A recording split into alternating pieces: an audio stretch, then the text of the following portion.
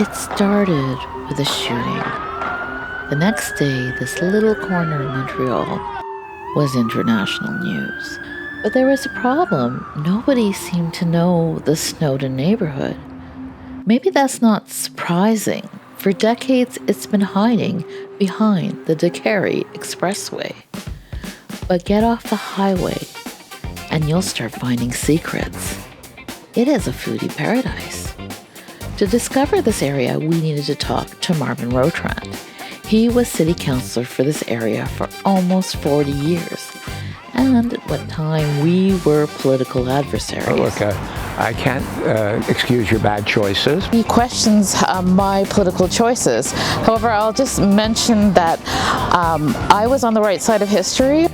We don't agree on bike paths or parking, but we agree about Snowdon. I'm going to take you on a little walk through the storied Snowdon neighborhood to see some people who live in this neighborhood, who love this neighborhood, and offer some delicious food to their fellow citizens. And that we both agree.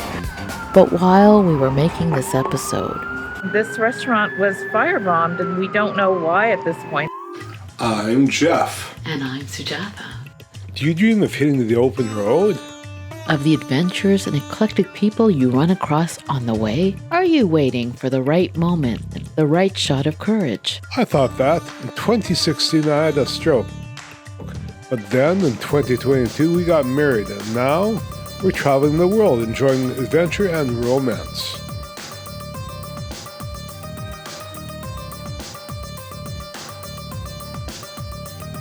Sunday night, we were sitting on this beautiful terrace, drinking Aperol Spritz and eating pizza and pasta bolognese.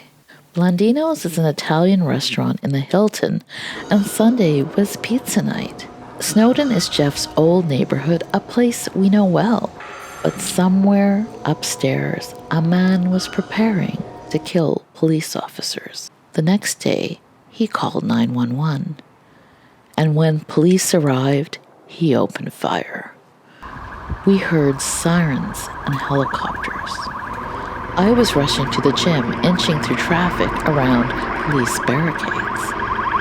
When I finally got to the Jewish Y, I was locked inside, along with everyone else, for 2 hours. The highway stopped. The neighborhood locked down, and we waited. And we learned what had happened. Officer Mohamed Lamine Benredouane was dead. Another officer had been shot. And neighborhood resident Michel Mizrahi had also died. For this shooting incident to happen 2 feet from here, just across the street basically, it's a real shock that, people are still dealing with. They couldn't understand, and we still can't understand how a shooting like this could take place. It looks like the shooter was connected with far-right causes, but we're going to have to wait still for more information. The grocery store in the complex was one we knew well. When I went back, the cashiers told me how police had burst into the store during the attack. And suddenly, everyone had a story about the neighborhood. Crime, violence, social problems, multiculturalism reduced to a cliché. But then all the cameras left. And the Snowdon we knew was still there. A neighborhood that didn't fit very neatly into the story we just watched on the news. This is not an unsafe neighborhood. There's actually very little in the way of crime. People come out at night. The commercial streets are lively. The neighborhood is lively. And, we're all taken aback by what happened. But however, we have great hopes for the neighborhood. I used to represent this area on city council from 1982 to 2021. Fortunately, we have our friend, Marvin Rotrand.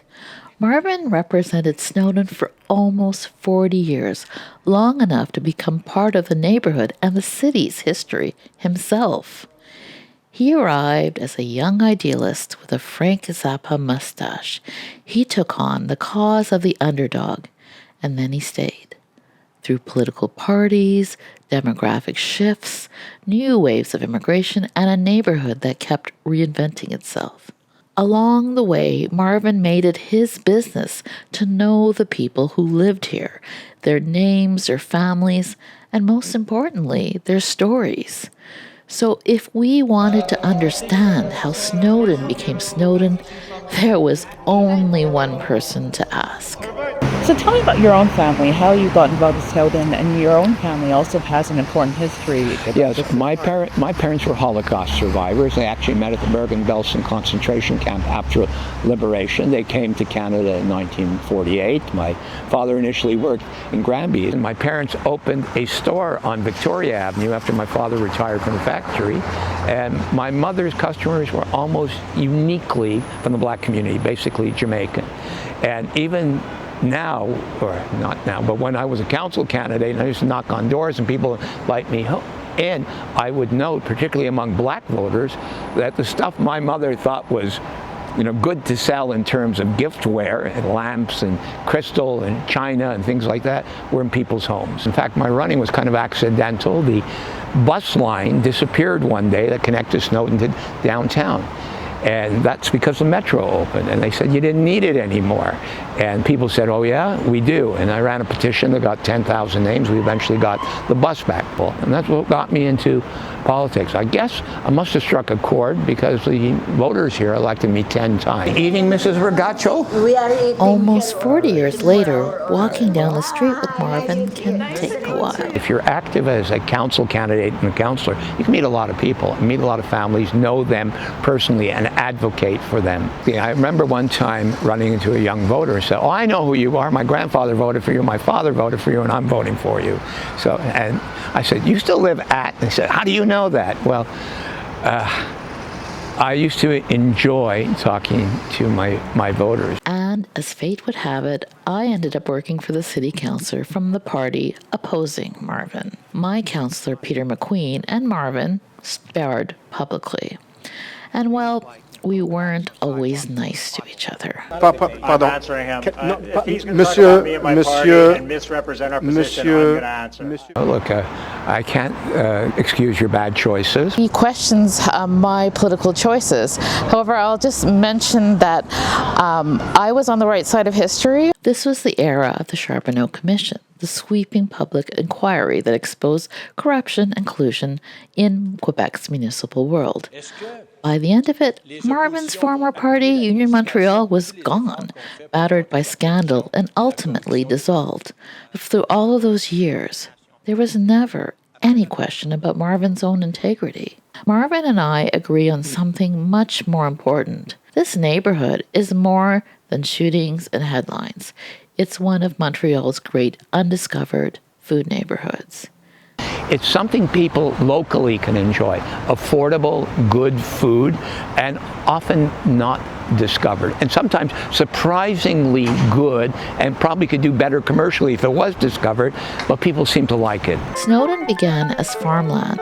Snowdon actually dates back to the 1820s and is a distinct neighborhood. The first settlers were James Snowdon, an immigrant from Scotland who bought land on what is now Circle Road and planted apple orchards, and the apples from Snowdon were famous. His son, about 70 years later, sold a lot of that land for what would eventually become Snowdon Junction, the most important transit point north of downtown. The streetcar turned Queen Mary and Décarie into the Snowdon Junction, the center of the streetcar network. And Queen Mary used to be actually a track, a little dirt track, until after World War I.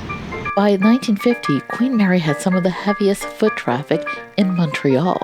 Department stores, crowds, commerce. By the 1950s, it was the St. Catherine Street of the North. There was more foot traffic on Queen Mary Road than there was even on St. Catherine. There were department stores. All the majors, Eaton's, Morgan's, Simpson's, all had department stores on Queen Mary Road. What changed Snowdon was an effort to help the neighborhood. First of all, the city in its wisdom had decided to cut the neighborhood in two by putting a trench down the middle in 1966 called the Décarie Expressway, and that was done for the World's Fair in 1967. What it did is expropriated hundreds of houses and knocked them down, and created an artificial scar right down the middle of the neighborhood that's taken years and years and years to get over. When the Snowdon Metro arrived in the 1980s, Marvin and many of his neighbors were concerned of its impacts on rising rents and property values, which led to an exodus of stores. So Marvin took me to one of Snowdon's great Jewish institutions, Snowdon Deli. It's a living piece of the neighborhood's Eastern European Jewish history and a pilgrimage stop for former Montrealers coming home for a taste of the city they remember. Smoked meat piled high on rye, matzo ball soup, latkes, chopped liver, lox, blintzes, the greatest hits of old-school Montreal Jewish comfort food. Well, 20 years ago, it was less multicultural.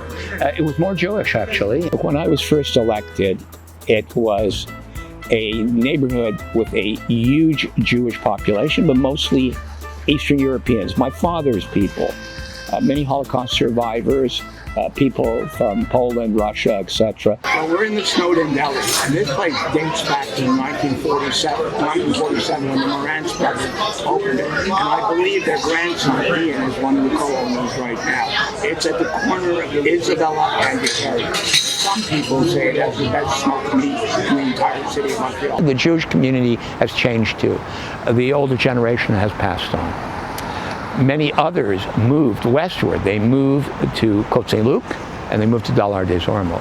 And they were replaced by a different Jewish community, which tends to be younger and more religious. Many of them are actually of American origin from New York, and many of them live right around this park in the neighborhood nearby. Snowdon is still home to some of Montreal's most important Jewish institutions: the Jewish Community Campus, the Siegel Theatre, the Holocaust Center, synagogues, schools, and community organizations. So you've been kind of a bridge between the past and the future in a lot of ways. Absolutely. As I said, when I was first elected, some of the major ethnic groups that now comprise this neighborhood did not live here. There was a large black population, still fairly significant, but far less large than it used to be. A lot of the Jamaicans, Barbadians, others have moved out, become homeowners in places like LaSalle, the South Shore, the West Island. One of the stalwarts of Snowdon's Caribbean community is Curry House, the go-to place for doubles, roti, peanut punch, plantains, a testimony to the mixing of Indian immigrants to the Caribbean. The multiculturalism is everywhere. So we've walked about 50 feet along Van Horn from the corner of Victoria, and already we've gone by a Vietnamese supermarket, a Chinese restaurant. Now we're in front of a kosher supermarket, and that's only a small part of this block. This is my favorite intersection of all Montreal. I feel really at home at the corner of Van Horn and Victoria. I call it the center of the universe. And this is, in many people's estimation, Little Manila. It's become largely Filipino with a number of restaurants, a number of groceries, bakeries, all sorts of services. When I was first elected in 1982, the third door I knocked on was a man who was the editor of the North American Filipino Star, which I'd never heard of. Invited me in for a beer, we hit it off, we became lifelong friends. There were very few Filipinos in the neighborhood. There are now 17,000 in this borough. Let me introduce Cesar. He's well known in the community. He lives in the neighborhood. You're still on Barrette, aren't you? Yeah. And he believes in good food at an affordable price. And that's why he opened Pinoy Pansitan. By the way, Cesar, you have very good pancit noodles here. I often come for the takeout. Yeah, especially at the time of COVID, when people are very hard to access for the restaurant, they try to ask some of our friends in the community with the help of the city and the provincial government officials. We put up what we call this one ayuda, which means you have to give food to those people, especially the elder people. And they say, why you give me when we can afford to pay? No, that's not the point. The point is we don't want you to go at least 3 times a week. He shows me some of the food. Our food is already fusion because of the Spanish, the Chinese, and the Arab and Indian people who migrated in the Philippines. The pancit is come from the Chinese, and we have the paella from the Spanish, and the some of the roast pork is coming from Spain. So we cannot fusion this because it's already fusion. At Fiesta Filipino, it's pandesal, coconut buns, and Filipino sweets. At Palenque, you can actually shop and eat your way through the Philippines. Part grocery store, part carinderia, a Filipino neighborhood cafeteria, Palenque serves a rotating menu of home dishes like adobo, ulalao, and dinguan, while its shelves carry more than 180 Filipino products. But I came here for dessert. This is halo-halo, literally mix, and that's exactly what you're supposed to do. Shaved ice and evaporated milk loaded with things like sweet beans, coconut, plantain, and purple yam, then topped with leche flan and ube ice cream. It could induce a diabetic coma, but it's colorful and full of flavors and textures. For something more modern, there's tusok, the perfect entry into Filipino street food. It's known for their skewers of squid, pork, quail eggs in special sweet and savory sauces. The restaurant is called Tusok because in the Philippines, how you would actually get the street food is you would poke it, because that's what tusok means. Like you would poke it directly from the stove and you just get what you want. They prepared for me their local empanada, a filled pocket like its Latino cousin, but filled with tropical fruits and Filipino flavors. We have the Ilocos empanada as well. I would say that's like the street food more popular in a region called Ilocos. It is pretty much the same, so it's like a patty, like a dough, and inside though it's a bit different. So what we have inside, it's like papaya, like shredded papaya. It's a bit different than usual. And we also have like a garlic pork sausage as well as a whole egg, and it's deep fried instead of baked. We do a lot of barbecues in the Philippines. That's why we have barbecue. We have a lot of grilling. We also have like the ihaw. That one is like chicken or like pig intestines and like chicken feet, which is what we eat in the Philippines as well. From the Philippines, it's only a few blocks to South Asia, and here Snowdon gets even more interesting. For decades, the so-called Indian restaurant many Western diners know was a formula. Korma, butter chicken, mulligatawny soup, served amid elephants and exotic decor. It could be delicious, but it's hardly representative of the extraordinary range of food that people actually eat in India and South Asia. If you want to eat non-formulaic South Asian food, Snowdon is the place to find it. Thanjai is food from Tamil Nadu in the south of India. We asked Kumar, the restaurant owner, what to eat. Yeah, start with dosa. Bigger for them, very unique dosa. Idli is one of the best food in the world. A dosa is a huge, crispy, fermented rice and lentil crepe. The classic masala dosa comes stuffed with spiced potatoes and served with sambar, a lentil and vegetable stew, and coconut chutney. It's everyday breakfast food in South India. There are idlis, soft steamed rice cakes also made for dipping into sambar. They have 50 varieties of dosas and even a 6-foot dosa. A few blocks away, Jolie takes us across the water to Sri Lanka. They also have dosas and idlis as well as string hoppers, kottu, roti, and richly spiced curries. So naturally, Jeff and I conducted a highly scientific dosa comparison. Thanjai won us over with its huge choice and fusion flavors, but Jolie had the edge for complex spicing. And then there's Gujarat. TGG on the Décarie is the only Gujarati restaurant in Montreal. One of my favorites is nylon dokla, impossibly light steamed chickpea flour cakes finished with a tempering of oil, curry leaves, and spices. And then there's the home food from my mom's family, Punjab.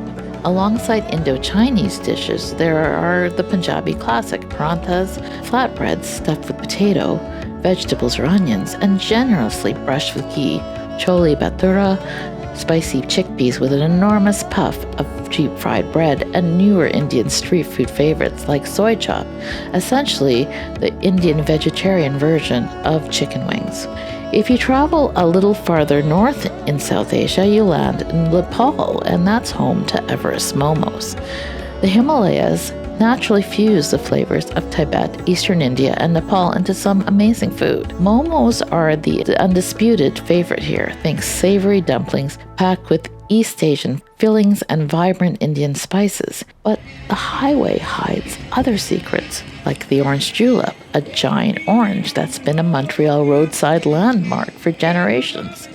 a throwback of the days of drive-ins, chrome-covered cars, and roller skating car hops. A walk away, hidden among warehouses and factory stores, it's a surprising new arrival, Jan's Deli. It's already generating buzz, with Chef Benji Greenberg, formerly of the renowned Joe Beef, behind the food. It's a new school take on the Jewish deli, familiar to the Snowdon deli crowd, but Jan's likes to play with the formula. I ordered the deli plate, smoked salmon, bagel, and deviled eggs, with their homemade celery juice turned into mimosa. And if you thought Snowdon's smoked fish tradition had to be Jewish, there's a surprise waiting for you on Victoria. Some of the most prized smoked salmon is made by a Greek family. New Victoria fish was started in 1979 by Peloponnese immigrant Fotios Frank Papageorgiou. Today, its customers come from way beyond Montreal, and I understand why. The salmon is divine.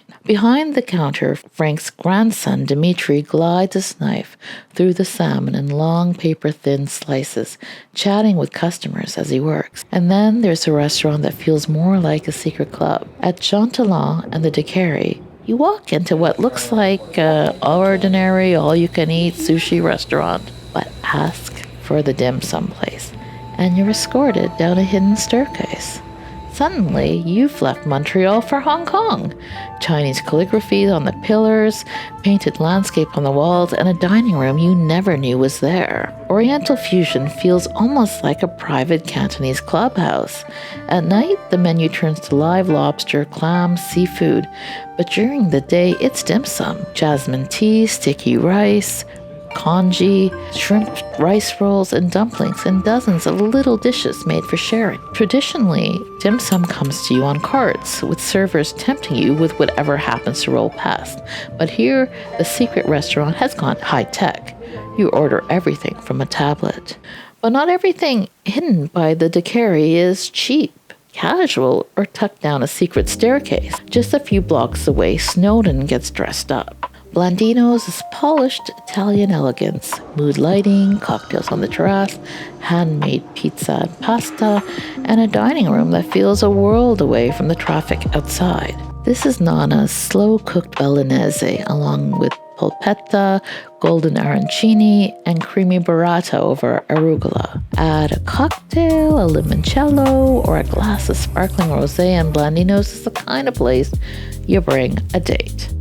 Which is why I was here the night before the shooting, having an Aperol Spritz with Jeff, while just a few floors above us, a man was preparing to tear through this happy, creative neighborhood. And sadly, that wasn't the last act of violence we would encounter while making this episode.